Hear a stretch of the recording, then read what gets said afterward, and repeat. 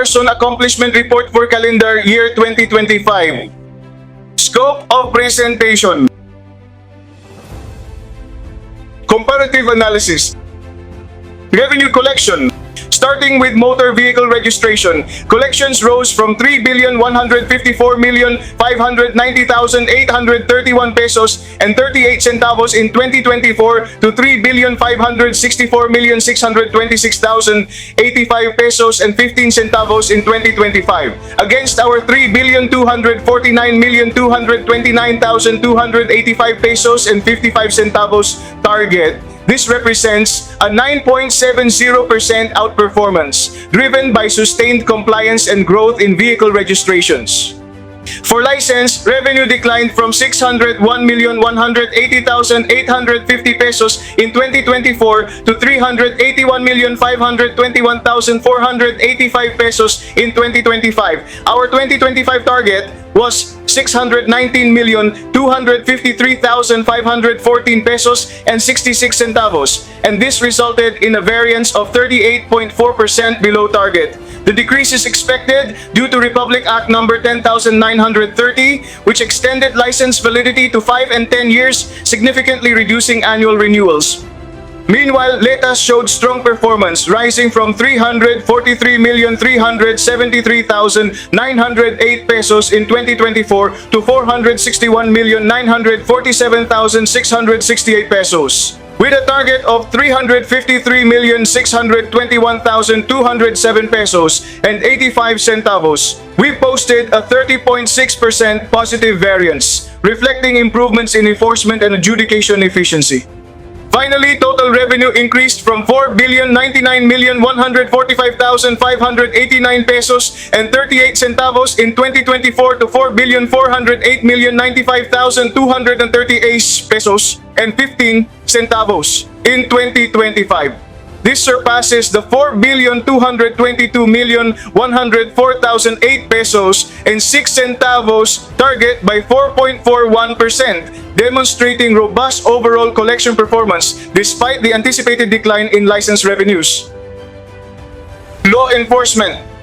Colorum violations increased from 804 in 2024 to 1,041 in 2025, showing a 29.5% rise. Unregistered vehicle violations climbed from 36,387 to 71,612, a significant 96.8% increase. Seatbelt violations went up from 32,079 to 51,786, reflecting a 61.4% increase.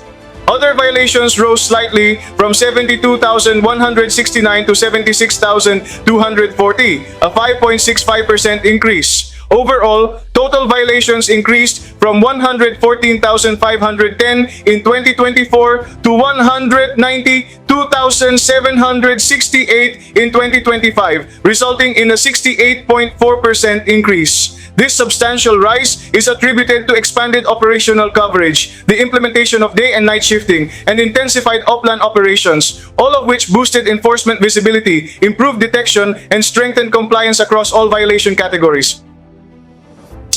Projected ending for calendar year 2025. As of the end of November 2025, LTO Calabarzon has achieved 99.6% of its annual target with only 16,345,452 million pesos remaining to meet the full year goal. Based on the current trend, the region is on track to surpass its target for CY 2025. Performance targets for calendar year 2026, 2027, and 2028. This outlines the performance target of the region for calendar year 2026, 2027, and 2028 based on the Central Office annual 3% increase. Plans and programs for 2026. Regional Anti-Corruption Task Group. This task group will monitor frontline transactions, conduct surprise audits, and enforce disciplinary actions. It will oversee registration, licensing, and enforcement activities to detect bribery, fixers, and irregularities, carry out unannounced audits in district and extension offices, and take disciplinary measures against violations. Body-worn cameras. Introduce body-worn cameras for inspection teams and high-risk enforcement units to enhance transparency, deter misconduct, and protect both the public and LTO personnel. Whistleblower Hotline. Launch a whistleblower hotline that guarantees complete confidentiality, providing a secure and anonymous avenue for employees and stakeholders to raise their concern. All reports will be directed to the Office of the Regional Director. Service Integrity Training Programs.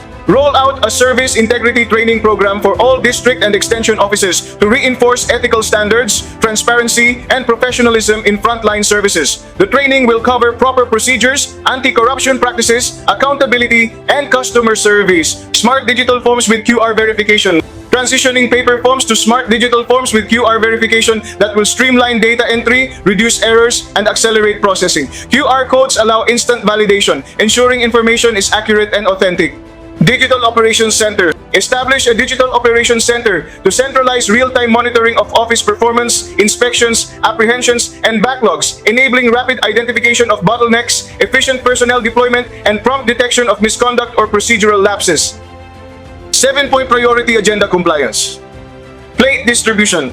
From July to November 2025, LTO Calabarzon received 789,409 license plates, of which 490,192 have been released to motorists, with the remaining 299,217 distributed across regional offices for immediate release. To improve accessibility, LTO launched the Plate Distribution Saturday edition in partnership with LGUs, malls, and subdivisions, and the Plate on Wheels mobile service, delivering plates directly to barangays to save time and bring services closer to communities.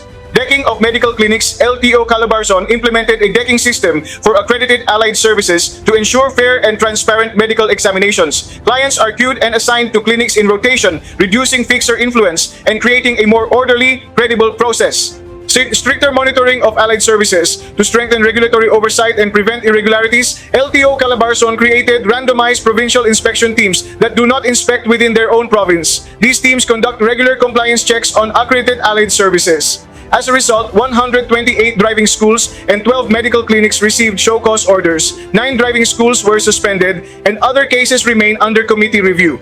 Surprise drug testing. To enhance road safety, the region conducted surprise drug tests at bus terminals across the region, screening 1,267 PUB drivers and 41 LTO personnel, including the regional director. 4 drivers tested positive and are endorsed for license revocation.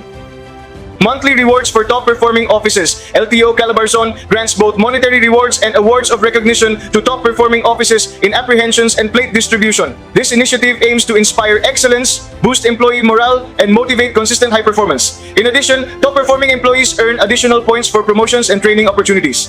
Administrative measures on road crash incidents. From January to October, LTO Calabarzon issued 554 show cause orders to drivers and vehicle owners involved in road crashes. Each case was reviewed to determine accountability and apply appropriate sanctions, supporting the agency's goal of promoting road safety and responsible driving. Gun safety seminars. LTO Calabarzon held a gun safety seminar for law enforcers to promote responsible firearm handling, strengthen safety awareness, and reinforce professionalism and accountability.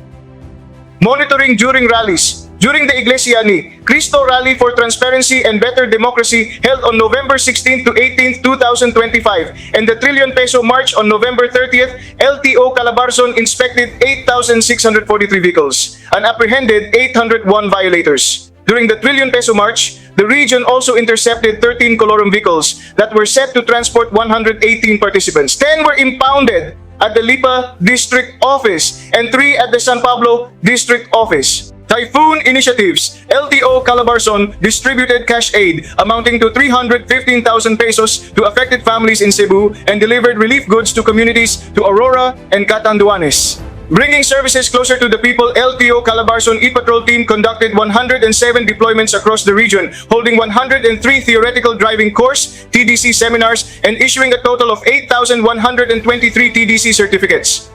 Way forward!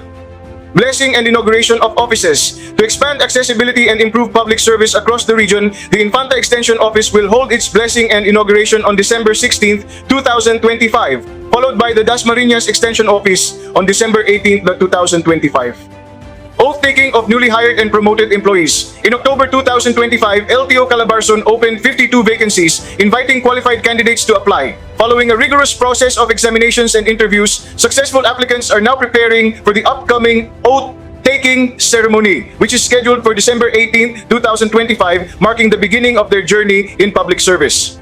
Construction of the new LTO Calabarzon Regional Office. The new LTO Regional Office building is now in Phase 2, funded by 150 million pesos released to DPWH, with completion targeted for the first quarter of 2026. An additional 310 million pesos has been proposed in the 2026 budget to complete the project. Issues and concerns. LTO Calabarzon has no major issues or concerns. The region reached all of its achievements because in LTO Calabarzon, we are like Nike. We